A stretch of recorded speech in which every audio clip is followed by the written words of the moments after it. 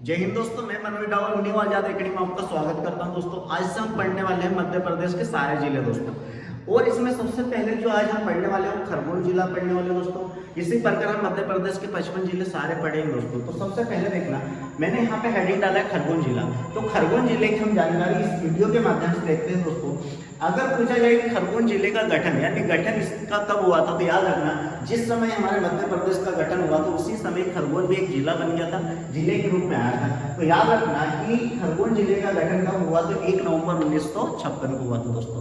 अगर यहाँ पे पूछा जाए कि खरगोन से कौन सा जिला अलग हुआ था, तो याद रखना खरगोन से एक जिला अलग हुआ था जिसका नाम है दोस्तों बड़वानी।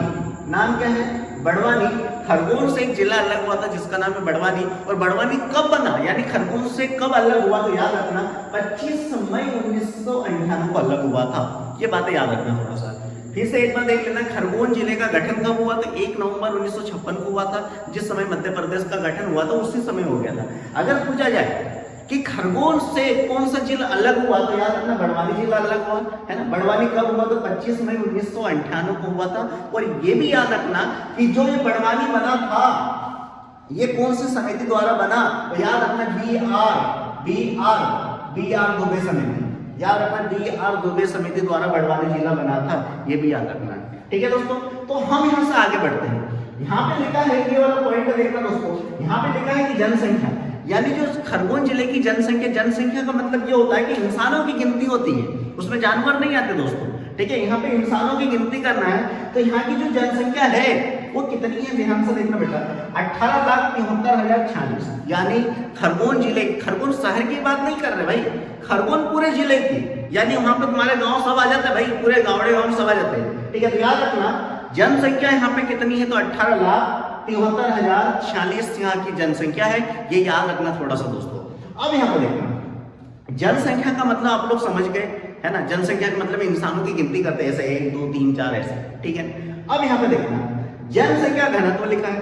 तो जनसंख्या घनत्व यहाँ पे लिखा है, तो देखना जनसंख्या घनत्व लिखा है। तो जनसंख्या घनत्व का मतलब ये होता भाई कि हाँ, मैं उदाहरण के तौर पे आपको समझा देता हूँ। जनसंख्या घनत्व का मतलब ये होता है कि भाई 1 किलोमीटर इधर जाओ, 1 किलोमीटर इधर जाओ, 1 किलोमीटर इधर जाओ, 1 किलोमीटर पीछे जाओ, और जो एक सर्कल बनता है उसे बोलते हैं जनसंख्या घनत्व। क्या बोलते हैं? जनसंख्या घनत्व। और यहाँ की जो जनसंख्या घनत्व है वो है 233 वर्ग किलोमीटर।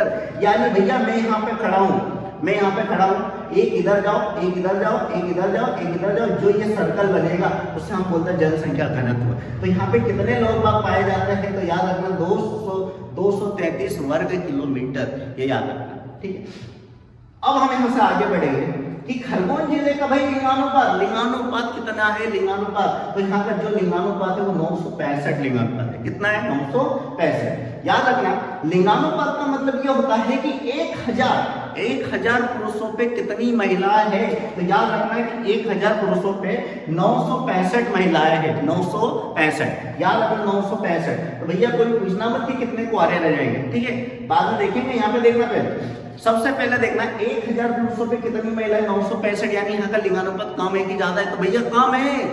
ठीक है, पुरुषों की तुलना में ये क्या है? कम है, ये भी याद रखना। ठीक है, अब यहाँ पे देखना यहाँ की जो साक्षरता दर है, साक्षरता दर का मतलब ये होता है मेरे भाइयों कि साक्षरता दर यानी पढ़े लिखे इंसान। तो पढ़े लिखे इंसानों की यहाँ पे जो प्रतिशत में अगर बात करें तो कितने हैं? 62.7%। 62.7% यानी 100%। कितने परसेंट? 100% में से कितने पढ़े लिखे हैं? तो 62.7% पढ़े लिखे हैं यहाँ पे। तो भैया यहाँ पे देख लेना, यहाँ की जो साक्षरता दर है ना वो भी बहुत कम है, क्योंकि यहाँ पे 100 इंसानों में से 62 ही पढ़े लिखे हैं। उदाहरण के तौर पे बताना चाहूँ तो ये, ठीक है, तो यहाँ पे साक्षरता दर 62.7% है। और यहाँ का जो क्षेत्रफल है, क्षेत्रफल यानी एरिया यानी हम बोलते हैं 10 बाई 20 का रूम है करके, वही। तो यहाँ पे देखना यहाँ का जो क्षेत्रफल है वो 80-25 वर्ग किलोमीटर है। वर्ग किलोमीटर, भैया किलोमीटर नहीं है, वर्ग किलोमीटर है। याद रखना खरगोन जिले का क्षेत्रफल कितना है, तो 80-25। ठीक है, और यहाँ की जो साक्षरता दर वो कितनी? 62.7%। लिंगानुपात 965, 233 वर्ग किलोमीटर जनसंख्या घनत्व है। ठीक है दोस्तों, ये याद रखना। अगर पूछा जाए कि मध्य प्रदेश का सबसे ज्यादा जनसंख्या घनत्व वाला जिला कौन सा है? तो याद रखना भोपाल आएगा, सबसे पहले नंबर पे आएगा भोपाल इसमें, ठीक है। अब यहाँ पे देखो जनसंख्या यहाँ के 18,73,046 है, विभाजन इसका हुआ था 25 में 1998 को, और जिला कौन सा बना था? तो याद रखना भैया बड़वानी जिला बना था, BR दुबे समिति द्वारा बना था, ठीक है। ये भी याद रखना, इसका गठन 1 नवंबर 1956 को हुआ था। अब हम इधर आते हैं दोस्तों, इधर देखना, ये बहुत अहम है दोस्तों, ये बहुत ही ज्यादा अहम है। यहाँ पे देखना खरगोन शहर, खरगोन शहर का जो नाम है, खरगोन शहर का नाम है वो राजा खर के नाम पे रखा गया है। ऐसी मान्यता भाई कोई सी किताब में मैंने भी नहीं देखा, लेकिन ऐसी मान्यता है कि जो खरगोन शहर का नाम है वो राजा खर के नाम पे रखा गया, राजा खर के नाम पे रखा गया। अब मेरे को आप लोग ना इसका नाम ना, ये राजा खर कौन था, ये कमेंट से करके बताना दोस्तों, ठीक है। मैं कमेंट से सबके देखूंगा दोस्तों, यहाँ पे देखना राजा खर कौन था, ये आप लोग कमेंट से करके बताना, मैं तो बाद में बता दूंगा, लेकिन राजा खर कौन था ये आप लोग कमेंट से करके बताना। आगे देखना, हाँ तो ये आप लोग समझ गए ना, खरगोन शहर का नाम कौन से राजा के नाम पे रखा गया है? राजा खर, बस ऐसी मान्यता है, ठीक है। ऐसे यहाँ में आसपास के लोग बोलते हैं कि खरगोन शहर का नाम राजा खर के नाम पे रखा गया है, ठीक है। आगे देखना, जो खरगोन शहर है, मैं खरगोन शहर की बात कर रहा हूँ भाई, खरगोन शहर कुंदा नदी के किनारे, भाई अगर बहुत भयंकर नदी है। खरगोन शहर कौन सी नदी के किनारे है? तो कुंदा नदी के किनारे है। कौन सी नदी? कुंदा। मैं खरगोन जिले की बात नहीं कर रहा हूँ, खरगोन शहर की बात कर रहा हूँ, केवल खरगोन शहर। तो केवल खरगोन शहर कौन सी नदी के किनारे है? कुंदा नदी के किनारे, ये याद रखना, कुंदा नदी के किनारे कौन सा शहर है? तो खरगोन शहर है। अगर पूछा जाए भैया बताओ खरगोन जिला कौन सा जिला है? खरगोन जिला।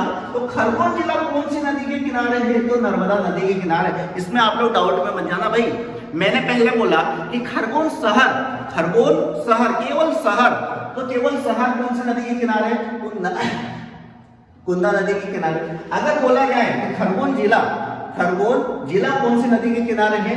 तो याद रखना नर्मदा नदी के किनारे। जिले की बात करें, जिले में सब आ जाता है भाई, कसरावत, महेश्वर सब, ठीक है, मंडलेश्वर सब आ जाता है, ठीक है। तो जिले की बात करें तो कौन सी नदी के किनारे? नर्मदा नदी के किनारे।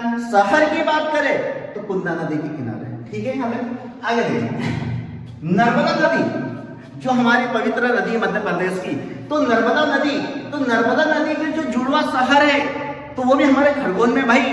तो नर्मदा नदी के 2 जुड़वा शहर है, 2 जुड़वा, तो उनके नाम है बड़वा और सनावद। ये याद रखना, बड़वा और सनावद। याद रखना कि नदी ऐसे जा रही है तो एक नदी के उस पार है और एक नदी के इस पार है, लेकिन दोनों एक लाइन में है। ये याद रखना भैया, दोनों एक लाइन में, इसलिए बोलते हैं कि नर्मदा नदी के जुड़वा शहर कौन है? तो बड़वा और सनावद। और बड़वा और सनावद दोनों कौन से जिले में आते हैं? तो खरगोन जिले में आते हैं भाई, ये याद रखना भाई।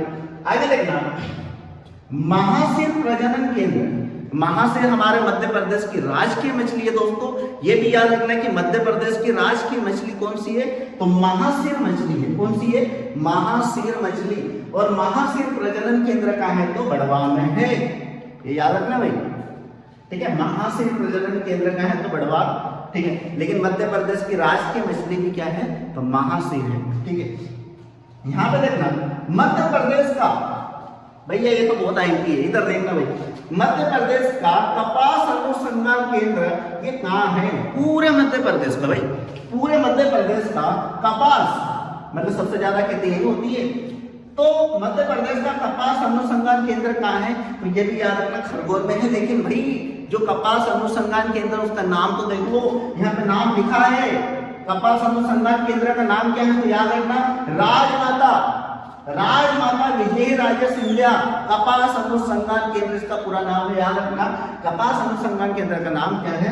तो राजमाता विजय राजे सिंधिया कपास अनुसंधान केंद्र खरगोन, ये पूरा नाम है, ठीक है। आगे देखो, खरगोन जिले को पश्चिमी निमाड़ कहते हैं। खरगोन जिले को कौन सा निमाड़ कहते हैं? पश्चिमी निमाड़ कहते हैं, ये याद रखना। हमारे 2 निमाड़ है, एक पूर्वी निमाड़ और एक पश्चिमी निमाड़। तो हम खरगोन जिले को कौन सा निमाड़ बोलेंगे? तो याद रखना पश्चिमी निमाड़ बोलेंगे। और अगर खंडवा जिले को क्या कहेंगे? तो पूर्वी निमाड़ कहेंगे, ये याद रखना दोस्तों। और यहाँ पे देखना, पश्चिमी निमाड़ तो हमने खरगोन को कह दिया और पूर्वी निमाड़ किसे कह दिया? खंडवा को कह दिया। तो अगर ये दोनों मिल जाएंगे, पूर्वी और पश्चिमी दोनों मिल जाएंगे, तो ये कौन सा देश बनाएंगे? मैं आगे देखता हूँ, मैं आगे लिखता हूँ, देखता हूँ। यहाँ पे देखना, इसको मिटा के मैं लिखता हूँ कि ये कौन सा देश बनाने वाले हैं दोस्तों, देखना ध्यान से देखना। तो दोस्तों देखना है इधर ये लिखा है पूर्वी निमाड़ और पश्चिमी निमाड़ दोनों मिलकर अनुदेश कहलाता है। यानी देखना दोस्तों, हम मध्य प्रदेश का पश्चिमी निमाड़ किसे कहते हैं, तो याद रखना पश्चिमी निमाड़ हमारा खरगोन है, क्या है दोस्तों, खरगोन है। पश्चिमी निमाड़ कौन सा है, खरगोन है। अगर बोला जाए कि पूर्वी निमाड़ बताइए भैया, पूर्वी निमाड़ तो हम पूर्वी निमाड़ को बताएंगे ना भैया, क्यों नहीं बताएंगे। देखो पूर्वी निमाड़ किसे कहते हैं, तो याद रखना खंडवा को कहते हैं। पूर्वी निमाड़ कौन सा है, खंडवा है। पश्चिमी निमाड़ कौन सा है, खरगोन है। लेकिन पूर्वी निमाड़ और पश्चिमी निमाड़ दोनों मिल जाते हैं तो क्या कहलाते हैं, अनुप्रदेश कहलाता है। ये याद रखना दोस्तों, अनुप्रदेश किसे कहते हैं, तो पूर्वी निमाड़ और पश्चिमी निमाड़ दोनों मिलकर अनुप्रदेश कहलाते हैं, याद रखना। ठीक है, अगली चीज देखना, अगर बोला जाए कि निमाड़ क्यों कहते हैं भाई, निमाड़ क्यों कहते हैं, तो हमारा एक रीजन ये आता है कि निमाड़ इसमें कहा जाता है कि ये जो क्षेत्र है, ये जो क्षेत्र है निमाड़, इसमें सबसे ज्यादा नीम के वृक्ष पाए जाते हैं। किसके वृक्ष पाए जाते हैं, नीम के वृक्ष पाए जाते हैं। इसलिए इसका जो नाम हो गया था निमाड़ हो गया भाई। ठीक है, इसका नाम क्या हो गया, निमाड़ हो गया, क्योंकि यहाँ पे जो एरिया है इसमें सबसे ज्यादा नीम के वृक्ष यानी नीम के झाड़ भाई पाए जाते हैं, इसलिए इसका नाम क्या हो गया, निमाड़ हो गया। आगे देखते हैं